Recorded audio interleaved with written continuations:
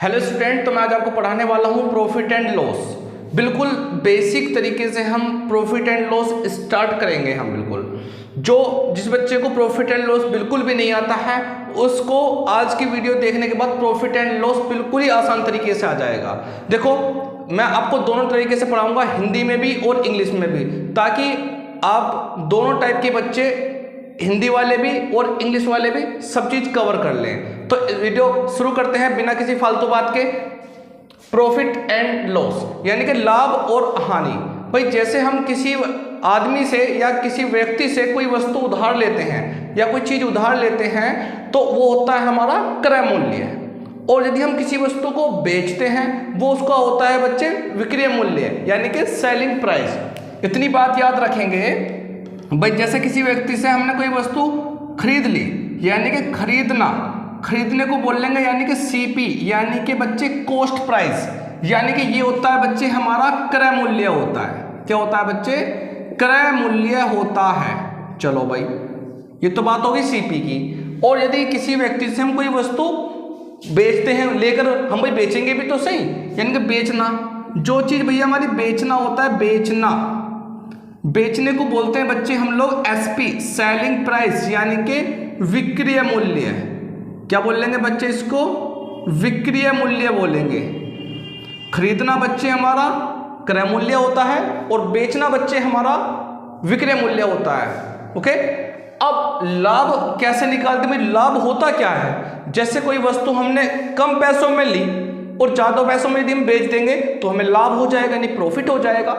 जैसे भाई किसी वस्तु का क्रय मूल्य 10 रुपए है और विक्रय मूल्य बच्चे उसका कितने रुपए है? 15 रुपए है। तो बच्चे उसका लाभ कितना हो जाएगा? लाभ हो जाएगा बच्चे उसका 5 रुपए का प्रॉफिट हो जाएगा। ये पता कैसे चली आपको? इसमें से आपने इसको घटाया, जब तो आपका निकल कर आया भैया लाभ। यानी कि आपको यदि लाभ निकालना है, या क्या निकालना है? लाभ, वो भी रुपए में चाहिए बच्चे। हमारा लाभ यदि निकालना है तो विक्रय मूल्य ज्यादा होना चाहिए और क्रय मूल्य क्या होना चाहिए? कम होना चाहिए, जब तो लाभ होगा।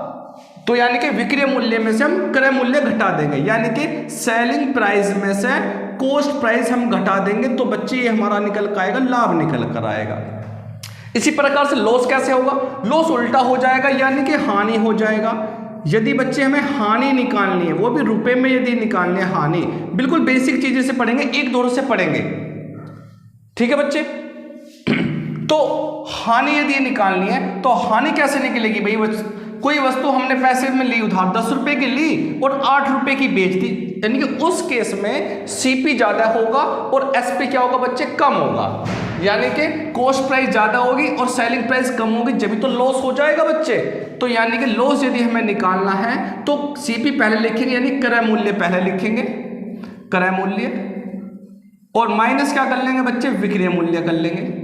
तो यानी कि वो हमारे को क्या निकलेगी? हानि निकलेगी। ये तो रही बच्चे रुपए में यदि हानि निकालनी है या लाभ आपको रुपए में निकालना है। और यदि लाभ परसेंटेज में चाहिए, लाभ परसेंटेज में कैसे निकलेगा भाई? जैसे भाई हमें लाभ चाहिए परसेंटेज में, लाभ प्रतिशत में। क्वेश्चन में कह देगा कोई वस्तु हमने 10 रुपए की ली है, 15 रुपए की बेची, तो उसे कितने परसेंट का लाभ हो गया भाई? तो कैसे निकालेंगे? तो लाभ परसेंट का फॉर्मूला होता है बच्चे, लाभ परसेंटेज बराबर लाभ गुणा 100 और बटे में भैया क्या निकाल लो आप? क्रय मूल्य निकाल लो। क्रय मूल्य यहां लिख दो, यानी कि नीचे। तो ये हमारा क्या हो जाएगा? लाभ परसेंटेज हो जाएगा।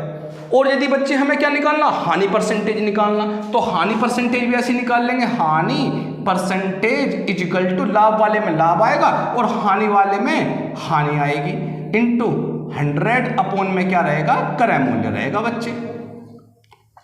तो करना क्या है आपको? यदि आपको हानि और लाभ यदि परसेंटेज में चाहिए तो हमेशा वो कॉस्ट प्राइस पे निकलेगा, यानी कि क्रय मूल्य पर ही निकलेगा। कभी बच्चे आप विक्रय मूल्य पर निकालते कैसे भाई? जैसे भाई किसी क्वेश्चन में हमने ये दे रखा 10 रुपए की ली है वस्तु और 8 रुपए की हम बेच रहे हैं, तो हमें 2 रुपए का भैया नुकसान हो गया। और पूछता चाह रहा है कि भाई कितने परसेंटेज का नुकसान हुआ हमें, यानी कितने लाभ परसेंट की लाभ हानि हुई। तो क्या करेंगे? 10 में से 8 गए, 2, तो 2 ऊपर लिखा जाएगा। और क्रय मूल्य कितना था बच्चे? 10 था, 10 लिखो, इंटू में 100 कर लीजिए भाई उसको, तो 0 से 0 काट दो, 10 दूनी 20, तो कुल मिलाकर उसको जो हुआ 20% की हानि हो गई। तो इस प्रकार से हम हानि परसेंटेज निकाल लेंगे, ऐसे हम लाभ परसेंटेज निकाल लेते हैं। एक लाभ वाला क्वेश्चन ले लेते हैं भाई। जैसे भी हमने कोई मान लिया कोई वस्तु आपका 10 की नहीं है भाई, बहुत हो गए 10 मानते मानते, कोई वस्तु हमने 15 रुपए की ली है और 20 रुपए की हम वस्तु बेच रहे हैं, तो पूछ लेगा कि उसको कितने परसेंटेज का लाभ हुआ। तो क्या करेंगे, कितने परसेंट का लाभ हो रहा भाई, तो सबसे पहले 15 की ले रहे हैं, 20 की बेच रहे हैं, तो बच्चे लाभ हो गया बच्चे में 5 रुपए का। कितने का हुआ, 5 यहाँ लिखो, और बटे में क्या लिखा जाएगा, सीपी यानी कि कॉस्ट प्राइस लिखा जाएगा। और कॉस्ट प्राइस कितनी है बच्चे, उसकी 15 है। इनटू में क्या लिखेंगे आप, 100 लिख लेंगे। बिल्कुल बेसिक से जानेंगे हम लोग चीज़ों को। फिर 5 एकम 5, 5 से 3 कट जाएगा, 5 से 15, 3 से 100 जब काटेंगे बच्चे तो आएगा वो निकल 33 सही 1/3%, यानी कि उस व्यक्ति को 33.5 यानी 33 सही 1/3% का लाभ हो गया। तो इस चीज से आप लाभ परसेंटेज निकाल सकते हो, हानि परसेंटेज निकाल सकते हो, लाभ रुपए में निकाल सकते हो या हानि रुपए में निकाल सकते हो बच्चे। तो अब हम आगे जानेंगे चीजों को। क्वेश्चन दे रखा है हमें, क्वेश्चन में क्या दे रखा है भाई, किसी वस्तु के क्रय मूल्य और विक्रय मूल्य का अनुपात कितना है बच्चे, 20:21 है। तो उस पर पूछना चाह रहा है कि लाभ प्रतिशत कितना होगा। इसका मतलब हुआ भैया क्वेश्चन में क्रय मूल्य यानी कि ये हमारा सीपी दे दिया, ये हमें एसपी दे दिया, यानी कोई वस्तु को 20 रुपए की खरीद रहा, 21 रुपए की बेचना चाह रहा है, तो बच्चे उसे लाभ परसेंटेज में पूछना चाह रहा है वो हमसे। लाभ परसेंटेज का मतलब क्या होता है, लाभ लिखो भाई सबसे पहले। लाभ बताया 20 रुपए की ले रहे, 21 रुपए के दे रहे, तो फायदा कितने का हुआ, 1 रुपए का फायदा हुआ। बटे में क्या लिखना है आपको, लाभ परसेंटेज निकालना हो या हानि परसेंटेज निकालनी हो, हमेशा कॉस्ट प्राइस पर निकाल लेंगे, यानी क्रय मूल्य पर निकाल लेंगे आप। तो बच्चे क्रय मूल्य कितना था उसका, 20 रुपए था, यहाँ 20 रुपए लिखेंगे और इंटू में क्या लगाएंगे आप, 100 लगाएंगे बच्चे, और परसेंटेज में वैल्यू आपकी निकल कर आ जाएगी। तो 20 एकम 20, 20 पंजे 100, 5 एकम 5, यानी कुल मिलाकर 5% का लाभ हो गया उसे, यानी कि ऑप्शन सी रहेगा इस क्वेश्चन का सही आंसर बच्चे। नेक्स्ट क्वेश्चन देखते हैं। हमने अगले सवाल में क्या दे रखा हुआ है क्वेश्चन में, 20 वस्तुओं का क्रय मूल्य 15 वस्तुओं के विक्रय मूल्य के बराबर है। तो सबसे पहले आपको क्या लिखना, 20 लिखो भाई, सबसे पहले आप 20 लिखा। इसके पास क्या लिखना, क्रय मूल्य, तो क्रय मूल्य आप यहां लिख लो भाई, क्रय मूल्य लिख लिया भाई हमने। इसके बराबर में जो किसके बराबर दे रखा है 15 वस्तुओं के विक्रय मूल्य, तो यहाँ 15 लिख के और यहाँ पर आप विक्रय मूल्य लिख लीजिए, फटाक देने, विक्रय मूल्य लिख लिया भाई आपने। इसका मतलब होता है बच्चे, इसका मान इसके पास होता है और इसका मान इसके पास होता है, इसका मान इसके घर में, इसका मान इसके घर में। और क्वेश्चन में पूछना चाह रहा है कि बच्चे लाभ परसेंटेज बताओ कितना होगा। तो सबसे पहले करेंगे क्या, इसका मतलब क्या बच्चे, उसने व्यक्ति ने वस्तु कितने रुपए की खरीदी, 15 रुपए की खरीदी है, और विक्रय मूल्य कितना बच्चे उसका 20 रुपए, यानी 15 रुपए की खरीद कर बच्चे वो 20 रुपए की बेचना चाह रहा है। तो बच्चे उसको जो लाभ हुआ, कितने परसेंटेज का लाभ हुआ, उसे बच्चे लाभ हुआ, कितने रुपए का लाभ हुआ, 5 रुपए का लाभ हुआ। बटे में क्या लिखेंगे आप, क्रय मूल्य लिखेंगे, क्रय मूल्य कितना उसका 15 रुपए है, 15 लिखेंगे, इंटू में आप क्या लिखेंगे, आप 100 लिखेंगे बच्चे, उड़ा देंगे। 5 एकम 5, 5 से अब 15 है। अब 3 से आप 100 पूरा नहीं करने का, 3 से आप 100 को डिवाइड करोगे तो बच्चे हमारा बनेगा 33 सही 1/3%, यानी कि ऑप्शन सी रहेगा इस क्वेश्चन का सही आंसर। तो इस प्रकार से हम चीजों को सोल्व कर रहे होंगे। नेक्स्ट क्वेश्चन देखते हैं बच्चे। हाँ तो बच्चों देखो, अगला सवाल हमारे सामने आ चुका है, बहुत बड़ा सवाल है।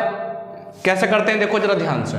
सबसे पहले देखा, एक फल विक्रेता कुछ संतरे 10 रुपए में 5 की दर से बेचता है भाई, वो 10 रुपए में 5 की दर से बेच रहा है, मतलब 10 रुपए के कितने बेच रहा है वो, 5, 10 रुपए के 5 बेचना चाह रहा है, और 15 रुपए में 10 रुपए में 5 की दर से खरीदता है और 15 रुपए में 6 की दर से बेचता है, 15 रुपए में 6 की दर से बेचता है। तो पहले बीच बीच वाले गुणा कर लेंगे भाई, 15 पंजे 75 लिख लो भाई, बीच में माइनस लगाओ, किनारे किनारे वाले गुणा कर लो, 10 छिंग 60 लिख लो भाई, और अपॉन में करना क्या है भाई, जो किनारे वाला है वो लिखो 60, और इंटू में क्या लिख लो भाई, 100 लिख लो भाई, उड़ा दो भाई। 75 में से 60 गए, कितने बच्चे हमारे पास, 15 बच्चे, तो 15 बटे में क्या बचा 60, इंटू में क्या बच्चे हमारे पास 100 है, 15 से कितनी बार कटेगा, 15 चौका 60, और 4 से 100 कितनी बार कट जाएगा बच्चे, 25 चौका 100, कुल मिला के यानी कि 25% का उसको क्या हो जाएगा, लाभ हो जाएगा, यानी कि ऑप्शन कोई सा भी नहीं है इसमें बच्चे। तो आप इसमें आप इनमें से कोई नहीं लगाएंगे, यानी कि 25% इस क्वेश्चन का सही आंसर रहेगा हमारे पास। ठीक है बच्चे, नेक्स्ट क्वेश्चन देखते हैं। देखो भाई, अगला सवाल आ गया हमारे सामने। अगले सवाल में हमें दे क्या रखा भाई क्वेश्चन में, क्वेश्चन में दे रखा है एक वस्तु को 450 रुपये में बेचने पर 25% हानि होती है, तो उसे कितने रुपए में बेचा जाए कि 25% का लाभ हो। तो रुपए कितने दे रखे हैं बच्चे 450, तो आप 450 लिखो पहले, मल्टीप्लाई लास्ट वाला परसेंटेज पहले लिख रहा है, 25% का लाभ हो रहा है तो 125 बच्चे ऊपर आएगा, बटे में लिखेंगे बच्चे पहले वाला परसेंटेज 25% की हानि होती है, यहाँ लिखेंगे 25 नीचे है, 100 में से 25 घटाएंगे बच्चे बचेगा 75 बचेगा।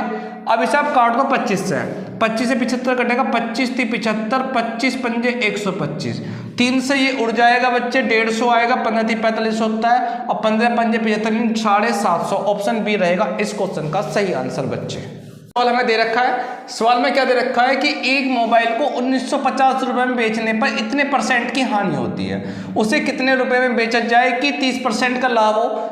कैसे करेंगे, ऐसे करेंगे, विक्रय मूल्य दे रखा है, विक्रय मूल्य पूछा तो 1950 लिखो भी सबसे पहले भाई 1950 गुणा जितना लास्ट में परसेंटेज तो 100 में जोड़ के लिखो कितना आएगा 130 आएगा, बटे में कितने % की हानि होती है 25% की हानि होती है, तो 100 में से 25 घटा लेंगे बच्चे कितना आएगा 75 आएगा।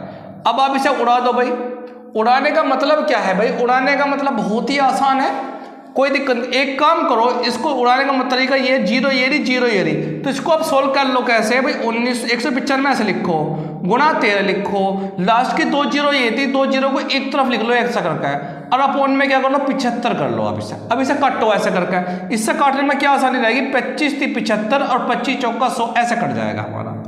अब 3 से तो ये कटेगा, ये तो कटेगा नहीं कोई से भी, 3 से काटो भाई, 3 छिंग 18 हो जाएगा, एक बचा 5 बचा, 3 पंजे 15 हो गया हमारे पास। तो बच्चे ये निकल का है हमारे पास। अब उठा के गुणा कर दो भाई, अब गुणा कैसे करेंगे भाई, इसकी गुणा इसमें कर लो भाई, 4 पंजे 20 की 0 बनेगी, हासिल 2 लग गए भाई, 4 पंजे 20 0 हासिल 2, 4 छिंग 24 और 2 कितना हो गया 26, 260 तो ये निकल का आया भाई हमारे पास। इसकी मल्टीप्लाई इसमें करेंगे तो मल्टीप्लाई कितनी है बच्चे 13 है। अब देखो 0 तो लास्ट में बनेगा, 3 छिंग 18, 18 में यानी 8, ऑप्शन डी में ही बन रहा है, पूरी कैलकुलेशन करने की आवश्यकता नहीं, यानी ऑप्शन डी लगा दो आप। तो इस प्रकार से हम क्वेश्चन को सोल्व कर लेते हैं। नेक्स्ट क्वेश्चन देखते हैं। देखो भाई अगला सवाल हमें दे रखा है, अगला सवाल में क्या दे रखा है क्वेश्चन में, एक घड़ी को इतने रुपए में बेचेगा, जितने रुपए में बेचेगा वो लिख लो भाई, पहले 2880 लिखो, गुणा लिखो, लास्ट वाला परसेंटेज ऊपर लिखना है क्योंकि क्वेश्चन में विक्रय मूल्य दे रखा है और विक्रय मूल्य पूछा तो लास्ट वाला परसेंटेज लाभ है, तो 100 में 5 जोड़ के लिखेंगे बच्चे 105, बटे में क्या लिखेंगे हानि, हानि कितने % की हो रही है बच्चे 10% के, तो 100 में से 10 घटा लो 90 आएगा, और 90 कहाँ पाएगा बच्चे नीचे आएगा 0, 0 से 0 उड़ जाएगी हमारे पास। अब बच्चे से काट दीजिए आप, ये आपका कट जाएगा हमेशा 9 से कट जाएगा, 15 निम्मा 135, 9 एकम 9 करो भाई, यहाँ पर 5 नहीं कटने का तो 3 से काट लो आप पहले से। आप जब 3 से काट लोगे आप 3 तिया 9 हो गया, और ये बचा 3 तिया 9, 35 तिया 105 हो गया, यानी कि ये आपका 3 से कट जाएगा पूरा पूरा भाई। 3 से कैसे कटेंगे, 3 निम 27, 7 बच गया, 1 बचा 8 बचा, तो 3 छिंग 18 हो गया भाई। इनकी गुणा बच्चे आपस में कर लो, मल्टीप्लाई कैसे करोगे भाई हम लोग, 35 की मल्टीप्लाई इसमें करेंगे 96 में, तो आपका 5 छंग 30 लास्ट में यानी कि 6 बनेगा। 6 कौन से ऑप्शन मारा, बी ऑप्शन मारा, इनके ऑप्शन बी रहेगा आप बच्चे। तो आप ऐसे कर लेंगे क्वेश्चन को सोल्व। नेक्स्ट क्वेश्चन देखते हैं। हाँ भाई देखो अगला सवाल आ गया हमारे सामने। अगला सवाल क्या हमारे सामने है, एक सब्जी विक्रेता 1 रुपये में 2 की दर से नींबू खरीद रहा है ना, 1 रुपये में 2 की दर से, जितने रुपए वो यहाँ लिखो पहले, 1 रुपये में 2 की दर से नींबू खरीद रहा, फिर 3 रुपये के 5 बेच रहा, 1 के 2 खरीद रहा है, 3 के 5 बेच रहा, फायदा हो रहा नुकसान हो रहा उसे, बताओ क्या फायदा हो नुकसान।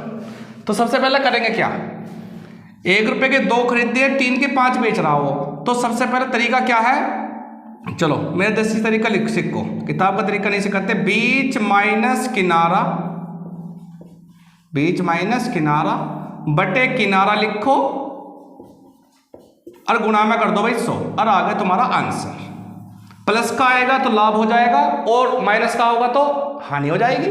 तो बीच का मतलब है बीच बीच वाले गुणा कर लो ऐसे, 3 दूनी 6 कर दो भाई, माइनस, फिर किनारे किनारे वाले गुणा कर लो, 5 के 5 एकम 5, बटे में किनारा, किनारा कितना था हमारा 5 था, ये 5 की गुणा 1 में करी थी, 5 यहाँ लिखा जाओगा, और गुणा में क्या कर दो आप 100 और सोल्व कर दो भाई। 6 में से 5 गए कितना आ गया हमारे पास 1, और बटे में कितना 5 गुणा 100, अब 5 से 100 कितनी बार कटेगा हमारा? 20 बार कटेगा। और देखो यदि प्लस का आ रहा है यहाँ 6 में से 5 कट रहे हैं, इसलिए यानी कि लाभ हो रहा है। यदि यहाँ 5 पहले होता 6 बाद में होता तो हानि होती, यानी कि 20% लाभ हो जाएगा उसे, यानी कि ऑप्शन सी रहेगा। चलो भाई अगला सवाल देखते हैं। अगला सवाल है हमारे सामने, अगला सवाल है आदित्य ने एक गाय खरीद ली भाई।